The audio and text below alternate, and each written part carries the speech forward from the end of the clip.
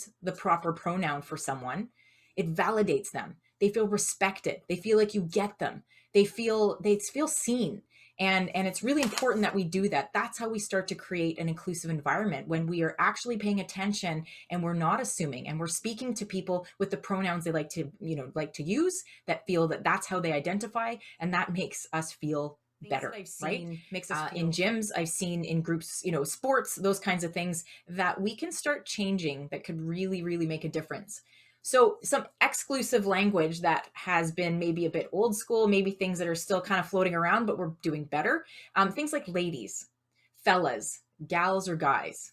Okay. So when I walk into a gym setting, be it a class, or it's usually, circuit classes or some kind of boot camp class, and the instructor says, "Hey ladies, let's get warmed up." Guess what? I identify as a woman and as a female, but I do not feel like a lady. I don't feel like I fit the stereotypical what society expects a lady to look like.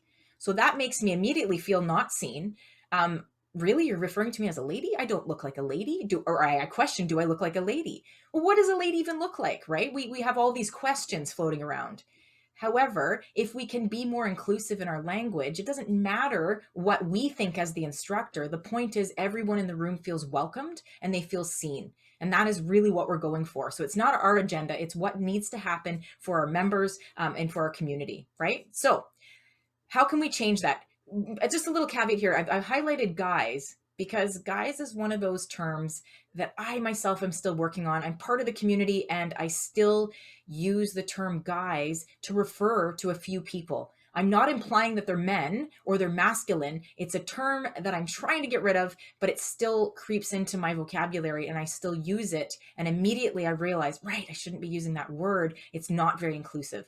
So if you're stumbling with some of this stuff, it might not come easy right away, but keep working at it, right? People will appreciate your effort. So how can we change that to more inclusive? Well, we can say folks, team, if you're in a team environment for sports, hey team, let's go team, whatever that looks like, community, friends, or members. Members is a really good one because if you think about it, members in our family, right? Then when people are using the word member, makes them feel like they're part of something. So that's a really good one. That's a good choice. And again, I like folks, I like community, I like friends. Whatever you decide to use is fine in that terminology, but trying to avoid cliches or blanket words that people may not identify with, and then they may feel like they don't want to come to your class, or they may avoid your gym altogether, right? Because it doesn't feel comfortable. Just watching how we talk. Other language that we are working on changing. You've probably seen this happening in the world, and maybe you've been even a proponent of that. You've been helping to change that. Things like policeman, fireman, mailman, right? We're changing it to things like police officer, firefighter, and mail carrier. And why are we doing that?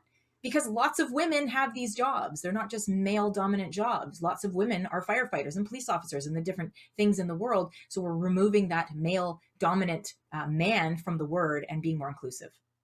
All right. Number 3, I say I'm inclusive, so I am. Actions speak louder than words. So on this one, if you are inclusive, people in the LGBTQ2 plus community are going to know what you're not going to have to tell us. Okay, so if you have to tell us, then there's probably a good chance there's something there, right? So we want to look at that a little further. So things like the flag in the window or at the front desk, things like using gender pronouns, the correct pronouns on your name tags or in your emails, things like approaching and saying, "Hey, welcome, Christy. How are you today?" Instead of saying, "Hey, ma'am, how are you today?" Right? Those kinds of things, those actions and the things that you actually do, the events, the honoring the different, Pride months and the different things like that, those actions speak much louder than words. And that signifies inclusivity.